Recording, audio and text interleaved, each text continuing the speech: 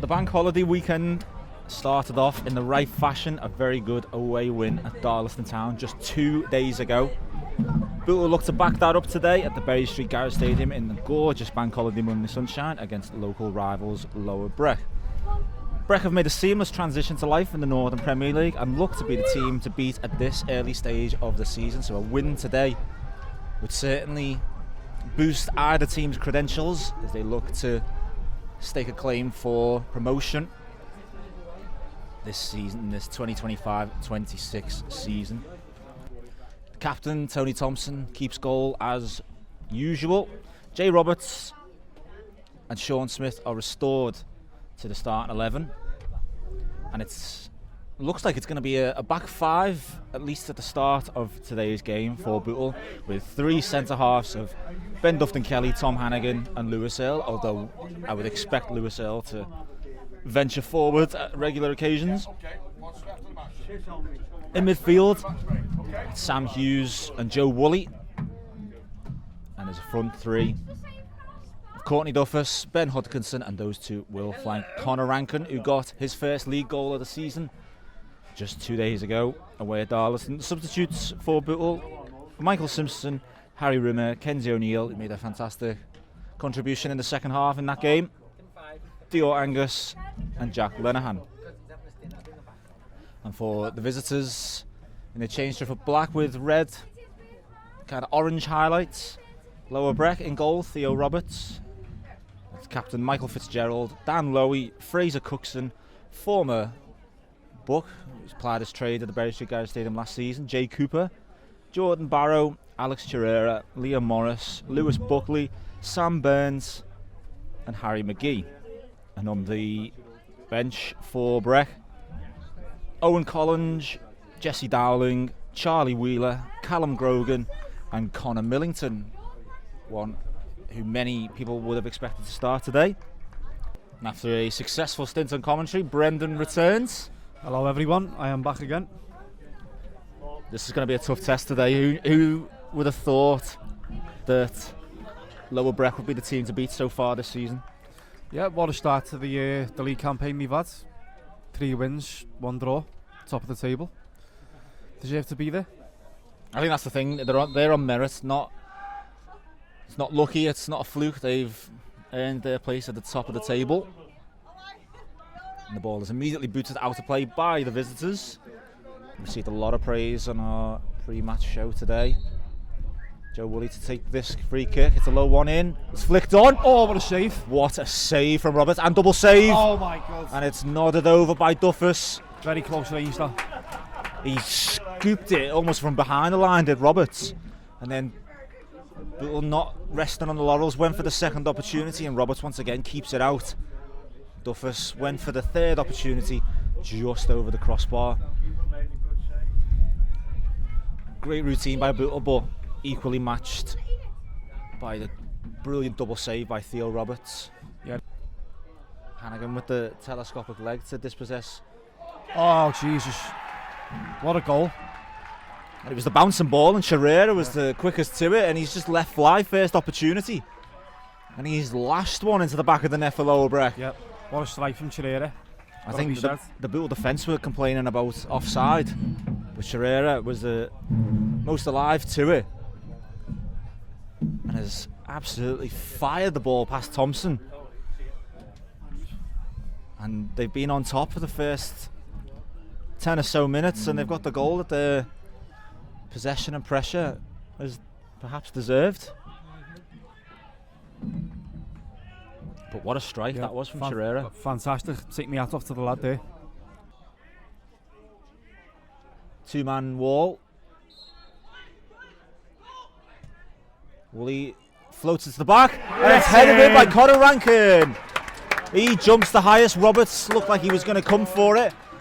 Caught in no man's land, and Rankin read the flight of the ball perfectly. Looked like it was going to float out of play, but Rankin gets his head onto it, and he, in a similar fashion to his goal on Saturday, heads it back the way it came, into the side netting, and he dragged Bootle back into the game.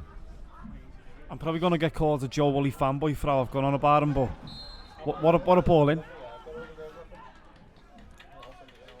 It looked like it was going to float out, but I think it was a perfectly executed ball, and Conor Rankin's done fantastically well to get on the end of it and not just nod it back, but get the equaliser for Bootle. 2 goals in 2 games for the striker. Let's hope that can kickstart Bootle in this game. Very much the opposite of Saturday. Bootle's goal has come against the run of play. I suspect 2 games in 3 days has had something to do with that. And it's a shot from distance. Good save from Tony Thompson. It was Liam Morris with the left-footed effort. It just opened up for him. And he left fly. Lower Breck very nearly back in front. I saw some analysis online following the game on Saturday, previewing this match, about Lower Breck's tendency to just shoot on sight, not worried about building up play or building up pressure. If they see an opportunity, they will take it. And we've seen that twice already today. Lowy to McGee, plays the 1-2. Lowy managed to keep it in. It's with Burns. And it's off the line by Hodkinson. Shouts for handball there. Huge shouts of handball.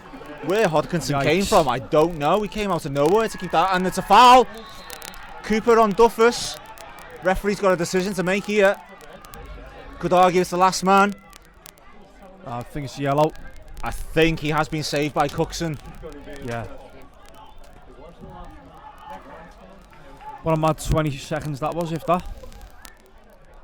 It looked all ends up like Breck were going to get the second goal and retake the lead. Shot from Burns, hit in anger, and from out of nowhere, Ben Hodkinson sliding across the line to keep it out. There were huge shouts of handball, and they're still debating that decision now. The ball's cleared. Yeah. It doesn't look like the Breck lads are happy, I'll say that. The ball's cleared, and former teammates Jay Cooper and Courtney Duffus in a wrestling match. Cooper brings Duffus down. The assistant's flag went up straight away, and there were lots of shouts for a red card. A decision had to be made, but Fraser Cookson looked like he was covering. Yeah, I think he was just in front there, and like you said before, Patrick, that sort of saved him there. But now that's a Lower Breck defender also walking a tightrope. Joe Woolley has gone over to the left hand side to take the free kick. Had some joy so far from Woolley's set pieces. Can it be a repeat? Already got himself an assist today. Can he get another one here? In it comes. It's towards Hannigan. Oh. He flicks it on. Hard to tell from this angle, but I think Hannigan's disappointment says it wasn't very far away from hitting the target. Ben Hodkinson will take this corner. There's a Bootle player on his knees. I think he's just tying his laces before this corner is taken. It was Simpson. Gives the signal for Hodkinson to send it in. And it's a diving header. Great save. Great save from Theo Roberts. I think it was Conor Rankin, and it's a last-ditch save from Roberts, and now Hodkinson has lunged into a challenge. The Breck players not happy with that challenge. It did look a late one. It looked a tired challenge from Ben Hodkinson. Referees tried to calm it all down. He sent Breck players away from the incident. And the referee settles for a yellow card. Nice pass into McGee. Tried to pull the trigger.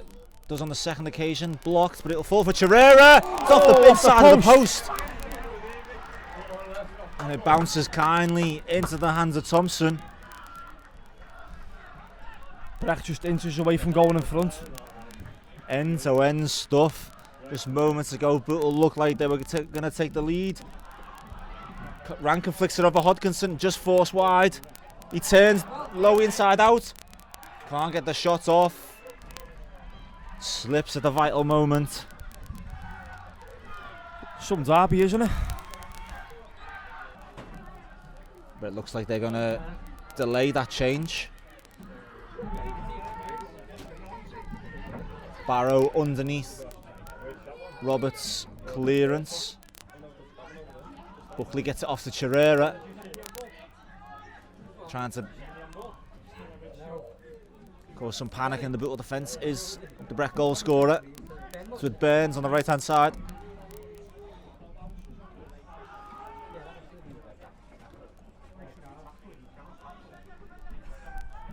Morris gets in ahead of Lenihan and Simpson. It's with Lowy, goes past Hodkinson, gets it to Chirera, able to turn, gets his head up and finds a pass to McGee on the left hand side. He turns Roberts inside out, goes past him with ease, and it's Barrow, and it's a pinpoint cross, and Barrow bullets a header into the back of the net, and Breck retake the lead. Lowy with a long throw, Barrow flicks it on, Burns tries to go past Hughes, gets it to Chirera, and it's a brilliant effort on the edge of the box. From the left hand side, he lofts it over Thompson, right into the side netting, and it's a quick fire double for Breck. 2 great goals today for Chirera. We had the nonchalant celebration as well. Quite quiet in the first half of the second 45, but a very influential moment there from one of Lower Breck's playmakers. And he scored 2 fantastic goals this afternoon. That might well have just settled this game. And I know it's very early to say, it's only August, but I think there'll be a few people worried that Breck might go back to back.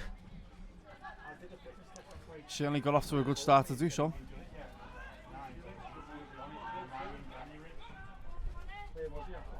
Great ball from Earl. Rankin with too much on the header, but Angus will keep it in. Can't get past Charlie Wheeler. He gets the ball back, shifts it onto his left foot. Oh, another fantastic save from Theo Roberts. Looked like it was going to arrow him, and I also suspect that was a bit of a television save. Lenihan sends it back in. Hodkinson unable to direct his header towards goal. Nevertheless, good save from Roberts. Breck don't look like they've finished. Certainly on the front foot still. Wheeler into Collins. There it is.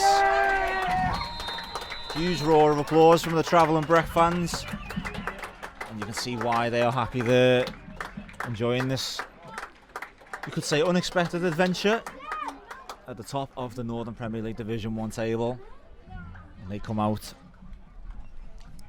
on Bank Holiday Monday, 3-1 winners at the Bury Street Garage Stadium. And we've said it a few times in the last couple of minutes, Bren, but fully deserved from the Absolutely, visitors. no complaints. Well done, Lower Breck. Good luck for the rest of the season. As for Bootle, we head to Silsden in our FA Cup run, hopefully advancing that. See you all there. So Lower Breck took the lead through Alex Chirera's vicious volley. There were some questions to be had about whether Chirera had strayed offside, but the goal stood, and I imagine it will, as I mentioned earlier, trouble a few goal of the month, goal of the season polls. Bootle got themselves back into the game. Connor Rankin's header from Joe Woolley's corner. Great header from Rankin to send the ball back across the goal and into the side netting. In the second half, Theo Roberts prevented Bootle from taking the lead. Connor Rankin's stooped header, but then they really took a stranglehold of the game, and Alex Chirera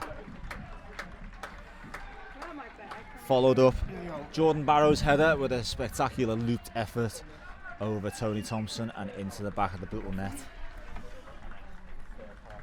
So Bank Holiday weekend ends in defeat for Bootle. As Brendan mentioned, they're back on the road again on Saturday.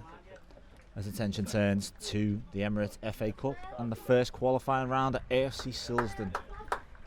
But today on Bank Holiday Monday at the Berry Street Garage Stadium, it finishes Bootle 1, Lower Breck 3.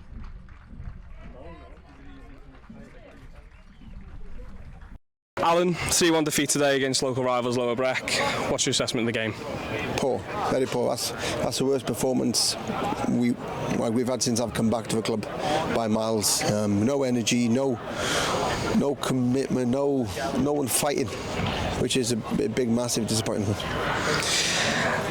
You say the performance was poor, but I would say that the scoreline doesn't reflect over the chances. The big chances in the game is Tom Hannigan's second half, Courtney Duffus in the first half very early on. Do you think that was a difference maker today, or was it the overall performance that let the team down? Listen, we weren't good enough. We can save over there. Keeper made 3 good saves. You know, that's what keepers are there for. They've got to make saves, you know what I mean? And they're doing their job, but we've got to be miles better from front to back. You know, okay, it's hot for them as well. You know, we made 4 changes from Saturday. They played the same 11 up till the 70-something minute for 2 games. So surely they must have run out legs. But from the first minute we were flat all day.